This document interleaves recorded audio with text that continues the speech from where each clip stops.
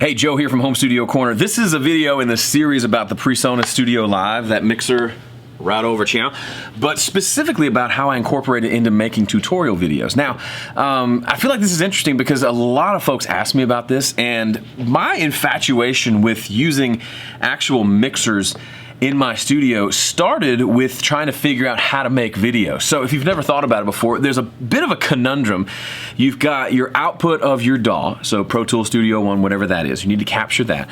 You also need your voice to be heard. You need to have a microphone that is also being captured with the whatever audio is coming out of your DAW. And the problem is if you use, let's say, just a blank channel in your system, that sometimes doesn't work because you want to control the volume of that channel, and sometimes it's running into your main mix bus, and the bus compression's happening, and if you hit play, sometimes you don't hear the input until you stop hitting playback. It can be weird, and I just found it to be not a great solution. I tried it, it just didn't work very well. And then so early on, I decided I just got a little analog mixer, like one of those Alesis multi-mixes. And the idea was I would run out of my interface into using like line outputs into the inputs of this mixer on one stereo channel, then my microphone into the other, and I would blend the two and then record via the USB output on the mixer back into the computer to the video recording software. Super convoluted, super low quality, like converters and everything. I was just wanting some way to control both. Then the next iteration was I wanted my vocal mic to be turned off when I was working on something. So, you know, if I'm saying, okay, now listen to this, and then I'm in the software showing an EQ or something like that, I didn't want my vocal mic to be coming through. I wanted that to be muted. Well, the cheapo mixer didn't have a mute button, and I didn't want to have to turn, it didn't even have faders, it just had like a little volume knob for each channel. I didn't want to have to turn that down and turn it back up because I might forget.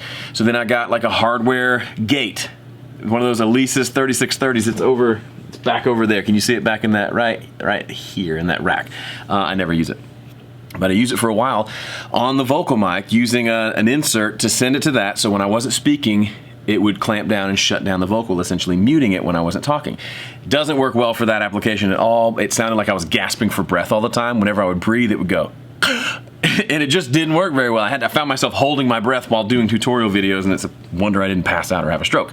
So then I got the StudioLive, the little bitty one, the 16 channel, and realized I can have a gate on there if I want to. I can EQ and compress my vocal on there, get it sounding like I want. Then I can blend it with the playback from the DAW on another channel, and that was kind of where it all began years and years ago. I've been through, this is my third StudioLive mixer.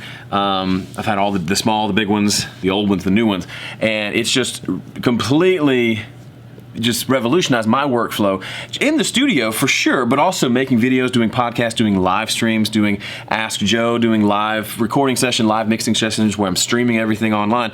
I can get it to where it sounds good, sounds really good, without having to do a bunch of post-production work. See, I'm not lazy, but I like efficiency.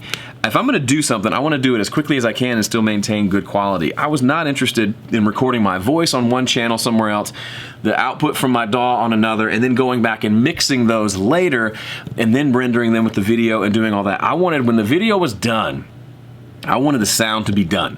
And all I had to do was go in and edit the video, put the pieces together, render it out, get it up, because I've got 1,000 other things I need to be doing, right? I don't have time to spend all that time mixing the audio for a video that's only gonna make a marginal difference. So the StudioLive, and really any mixer, allows me to do that. I've got my vocal on a channel, okay? And all I have on that vocal is a little bit of EQ, and then a little bit of gain from the compressor. So the compressor's not compressing at all, I'm just using it as a volume gain, okay? Just to get my vocal up nice and loud without clipping the preamp, okay? That's the first thing. Second thing, I've got my computer and my DAW coming down separate channels, and then I set those levels to balance with my voice. So my vocal fader is usually at 0, and if I'm working on a mix, I'm mixing at mix level, I've got that fader at 0 as well. If I'm listening to mastered material, I'll pull it down to -6, -10, and that seems to be balanced pretty well with my voice. The problem I ran into was when I'm working on a mix, so it's at mix level, and I tend to mix at fairly low volume, so it's not a super hot, loud mix. When I had that balance with my voice, the overall volume of the video was still kind of low, which meant I would still have to do some sort of post-processing, either add a limiter to increase the gain without clipping or something like that. Well, I thought, shoot, I'm on a digital console, why don't I just add a limiter to everything that gets recorded? And that's how it works. So here's the signal flow. My vocal mic goes into a channel. It's turned up fairly loud. The mix comes down another channel. That is all fed to my main output. Now, I'm not recording my main output back into my computer. I'm actually recording a submix or an auxiliary mix. What do they call it? Basically, mix 1 and 2, which are, 2 of my 8 stereo mixes that I have. Those are set up as a matrix where all that's feeding mix 1 and 2 is my main mix bus. But here's the deal, there's a separate step in between. So my mix fader is turned up actually about 6 dB above 0. So it's boosted by about 6 dB. And then I've got a limiter on the master fader for that auxiliary channel. So the limiter is only happening to the audio that's going into the computer and coming out to you for listening when I'm doing some sort of tutorial video. It doesn't actually apply to what I'm hearing when I'm mixing. So I'm not mixing through a limiter when I don't need to be, but the final audio that's going back into the video software does get a little bit of a limiter, so I can lift the volume by about 6 dB, which seems to be about enough to get it to a decent volume for YouTube in general. I found 6 to 10 dB is roughly the difference between mixed and mastered for me. So by using that separate send, that separate aux, to create a submix of everything I'm sending for the video capture, I'm able to increase the volume of it all by about 5 or 6 dB with a limiter with a ceiling of like -1.